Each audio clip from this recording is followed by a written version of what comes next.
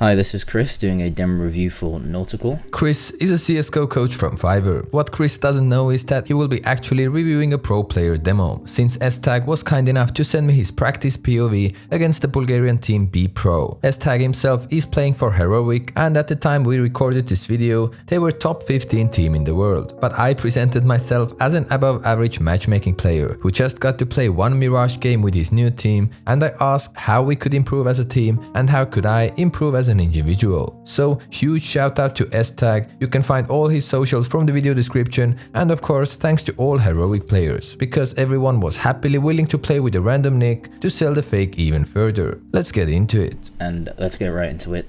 The first round where I saw a mistake was the second round force buy. There's actually nothing wrong with the second round force buy, especially when you win the first round. And I think the main thing about this, or what you just did, you jumped out a window and you didn't check underpass, and you didn't have a teammate holding underpass or anything. In fact, right now you can see the minimap, your teammate is still not holding your underpass, so that's something you should work on as a team. You should always strive to like check things for each other. You could have flashed underpass and have your team checked it before you jumped out, or you know, while you're running up, your teammate really should be holding your underpass because someone could swing and shoot you in the head. That's pretty fun to listen to when you know that he has no idea that it's Heroic, not a random team. By the way, in general he's right, but one huge thing Chris missed here is the timing. Look at the clock, 1:43. S-Tag already jumped out from the window and is in front of bottom connector. When you have rather a good spawn, with 1:43 on the clock, T could at max make it to the beginning of underpass, so there's no need for the connector guy to help him. And in general, they don't need to worry about underpass for a couple of more seconds, because you just can't make it that fast,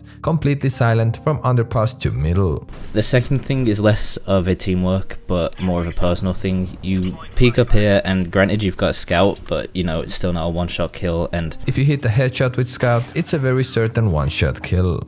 You can see, and this is a main point of this round, is that you still have full utility, 2 flashes, smoke, HE, and you could have used these flashes to make your approach to T-spawn a little bit safer. Like, you never know what your enemy team could be doing right now. Granted, one of your teammates died on A, but it still could be a default. There could still be one watching B, there could still be one watching like the mid flank or whatever. Probably the A player who died saw 3 or more people in A, that's why their CT rotation was that heavy. And yes, Chris is right, S-Tag could have used his nades for A retake if he would gone back to connector, but not for flanking T-spawn. Otherwise he's pretty much warning the enemy team that he is coming from behind. The whole point for this long flank is that he could catch someone off guard, so it's not useful to use his nades for this T-spawn flank route. And then yeah, the second thing, you did check mid, but here's the second thing, is you just run around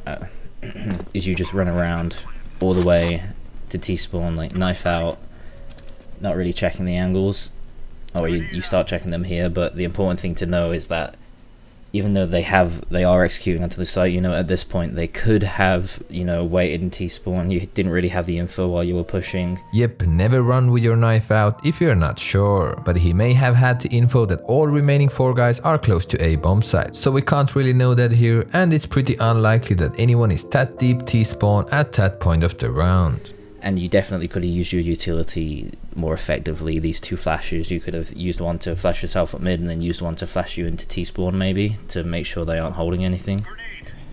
And then yeah, the main reason why this is a focal point in this round, not really that your death here is his fault, but you do die with all of your utility, so you need to think about using that a bit more, maybe developing a plan at the start of the round, like how you're going to use your util, because you don't want to die with all of that basically just money on you, right? Like smoke, HE, 2 flashes, that's like $800 just completely gone. That's right, S-Tag, that hurts. Dying with full utility in your hands, it's a very sad moment. So you lost the anti-force buy in the second round, and now it's brought you to this point where your team's decided to force up again, or your team have like armor and a pistol.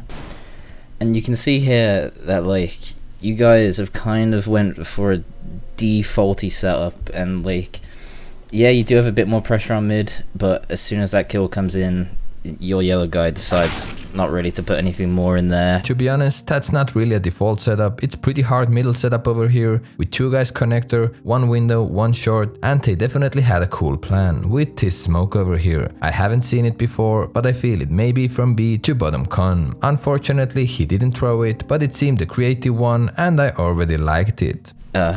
and like at this point you're back to default and get out. And I just want to like have the idea in your head that like if you watch a pro game, Actually, we are watching one pro game right now. or like a very high level game, even in like pugs and stuff, you'll see that if they decide to go for like a really low force buy round, like not much money, just pistols and armor and stuff, they'll never play it the same way as they would a gun round. They'll always try and do something special. One that I see a lot is like the stack window works out a lot, especially on like full eco rounds. True, Chris is right, you should risk more on eco rounds, but I feel this round wasn't played as a default. They had a clear idea to take middle this round, they just failed over here. The fourth round, which is a full eco from you guys, starts off in a way that I really like. You all decide to push down mid in this kind of way, and you know, it's what I was just talking about. It's doing something all together as a team, like trying to be an effective, just big group, and just trying to get as many shots down range as possible with these low powered weapons, and trying to just be a nuisance in numbers essentially. And I did like that up to the point where you guys started walking back in mid, and then you know you allow this smoke to let you guys get cut off. And the whole point of like an eco rush round is all being together and just being loud and fast and just all just a big sledgehammer of a force, right? Now I disagree here, as he said earlier as well that window stack could do the work on eco rounds, so you don't necessarily have to be loud and fast and push them, you could just be sneaky and group up somewhere. You don't want to be walking around because then, you know, you're wasting a lot of time and the enemies could be in certain different positions. You just want to stay all clumped together, all running together, and just trying to take like 5v1s and like 4v1s on the enemy so that you can kind of just bully them down with all these pistol shots, you know, whether it be in the head or the body. And yeah, it was a good idea, but where you let this strat get away from you was letting this utility split you up and then not exactly all taking the fights at the same time like this. In this next round, you decide to take your AWP to B, and the one thing that concerns me about this is, I don't know if it was an adjustment maybe because you guys felt like you should have an AWP in apps, maybe you had a read on like some kind of rush or something, or not a rush I guess, but you know, a read on a rush or something. But what you'll see in a lot of like high tier teams and like... Oh dang, Chris just humiliates S-Tag and Heroic over here. You know, like even, you know, going down into like even newer teams is like they'll all play the same positions every time on a CT side, unless like they have a specific strat they're trying to run or they want to take a specific amount of map control. Actually nowadays most of the higher tier teams do switch their positions occasionally to surprise the enemy team and switch up their defense. And the reason for this is that normally you know, you learn things about your position and you learn the angles really well and you learn certain plays you can make, and you know, through the repetitions, which is another really important thing about team players, repetitions and being on the same page and doing the same things over and over so you can expect newer things, different things, and just, you know, if you're in an official and you're just throwing something that you've never seen before, that can be really bad. So getting the repetitions in and playing a lot and then knowing all the different things people could do when you're in your certain position really helps you out when you want to play on a team. That's actually some smart stuff over here. And that's why, you know, I feel like you guys shouldn't maybe move around in positions as much. Just try and pick one and then, you know, roll with it. Another thing that concerns me about this round is just how quickly you kind of push this T apps. Like, it's only about 20 seconds into the round. Like, they could be setting up for like a B execute or something. You know, there could be 2 or 3 people in there. There could be a guy watching for this, which although you've got an AWP, I would definitely still recommend what we talked about in that second round. Using some utility, because you never know what's going to be on the other end of those halls. Before we move on to T side, it's not sponsored, but I do have a code NadeKing10 in capital letters for you, which gets you minus 10% off if you want to buy something from Fiverr for the very first time. For your pistol round, your team decides to do a like straight A strat, and there are a couple of issues I have with this, I guess. The first being is that you peek out here with like no flash at all. The second being is that you have one teammate yellow that's just all the way in like underpass right now, where you guys are trying to do a full sight take on pistol.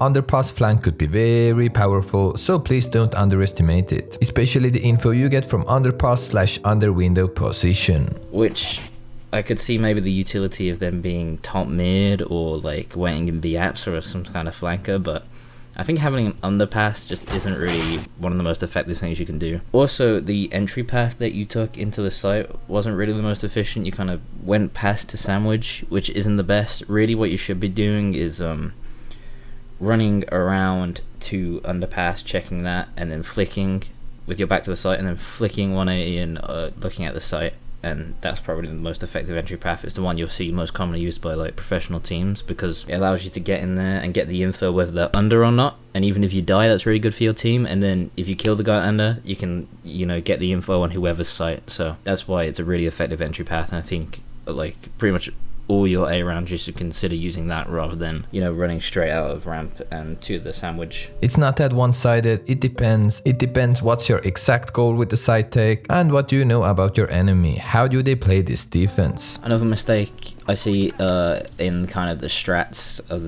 of your team is on this this force round and the second round again. First of all, you guys just don't use any utility apart from this one flash, which blinded you from your team, right?